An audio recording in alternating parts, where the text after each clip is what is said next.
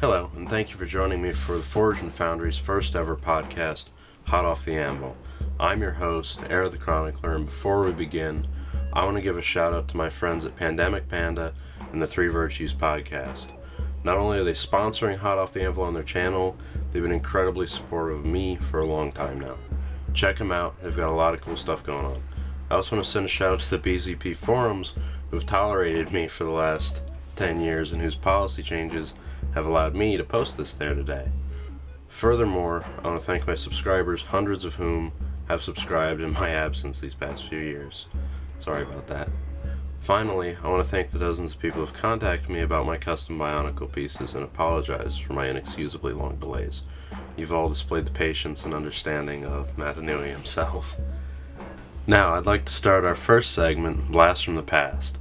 In this segment, I talk about something of interest from the Bionicle community's past, and today it seems fitting I talk about the history of Vols, Forge, and Foundry, previously known as Vekama's masks. 10 years ago in 2003, I took a gold HOW, smothered it in Sharpie markers to make it look infected. Well, it looked terrible.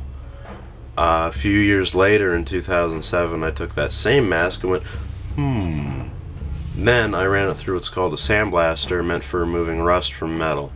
Ironically, this gave the plastic a very pitted, rusty texture. After that, I brushed on some scale model paints to give it the iconic infected mask colors from 2001 and posted it to Bzpower. Everybody loved it, and pretty soon I had people asking me, well, can you make me one? And they started asking, well, can you repaint this mask to this color?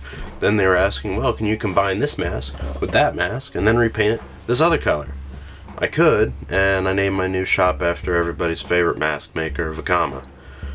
I completed dozens of commissions over the next 2 years, and you guys asked me to make everything from anime swords to Karzani's patchwork mask. Unfortunately, in 2009, my family was hit pretty badly by the economic recession. I began helping my parents out after they took early retirement. I started a couple of jobs, took classes during my GED, met my girlfriend, and a whole bunch of other things. As Bionicle came to an end, I quietly dropped out of the community. I felt very badly about that, and I tried to return a few times, but real life stuff always knocked me out again. I'm sure you all know how that goes. So then last year, summer 2012, I went to make my big comeback and expand into Hero Factory and System. So I changed the name from Vekama's masks to Vols, Forge, and Foundry. The name Vol is a play on Vol, the crippled smith god from Games Workshop's Warhammer mythology. In turn, Vol is a play on Hephaestus, the crippled smith god from Greek mythology. This choice of names became ironic when, weeks later, I was a passenger in a bad car crash which crushed 4 fingers off my right hand. And to answer your question, yes, I'm right-handed. Needless to say, this was a setback. The healing process took a few months, and learning how to do everything again took a few months more. Now, a year later, I'm proud to say that I can do everything I could do before. And in a way, I'm proud of the new name. It has significance. I want to kick off our next segment, Back to the Future. I've never actually seen these movies. Where I talk about what's in the works for Vols, Forge, and Foundry. Right now, I have a good half-dozen commissions I took on after I was injured that I'm going to complete this month.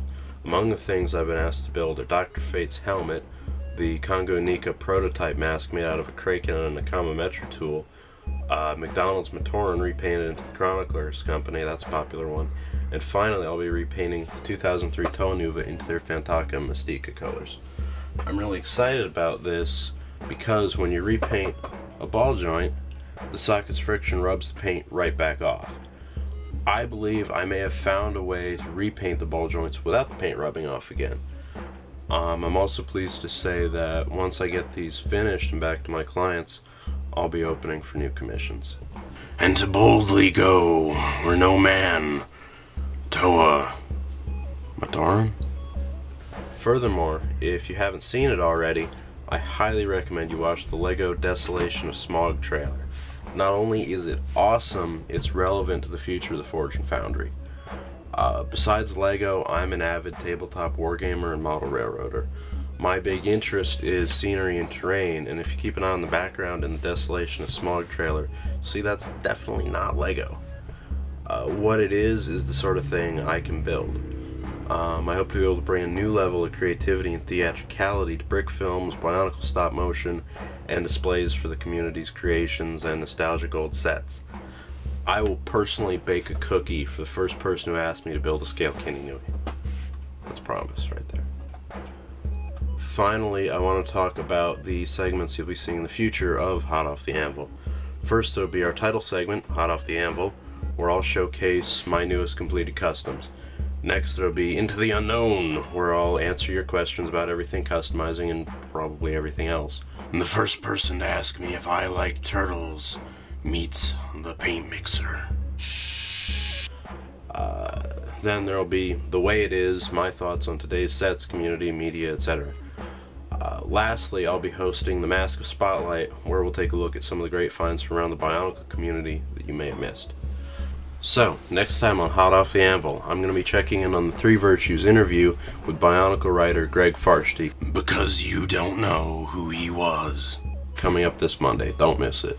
I'm going to vomit praise for everything that is awesome about the Little Brotherhood Studios Project Toa animations and give you a first look at some of these commissions completed.